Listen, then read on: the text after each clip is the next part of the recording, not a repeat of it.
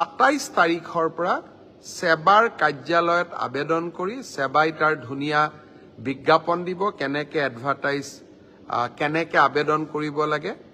আপোনালোকে চেণ্টাৰত জমা দি থৈ অহা OMR সিটটো এইবাৰ আপোনালোকে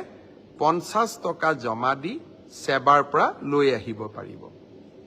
ফটোকপিৰ খৰচ 50 টকা ঘৰত লৈ আহি OMR সিটটো এইবাৰ আপোনালোকে পৰীক্ষা কৰিব পাৰিব যে মই শুদ্ধ উত্তৰ দি আহিলো নে নাই শুদ্ধ উত্তৰটো কি 28 তাৰিখে আমি এনসাৰ কিটো সেবাৰ ওয়েবসাইটত আমি প্ৰকাশ কৰিম অৰ্থাৎ 27 তাৰিখৰ পৰা আপোনালোকে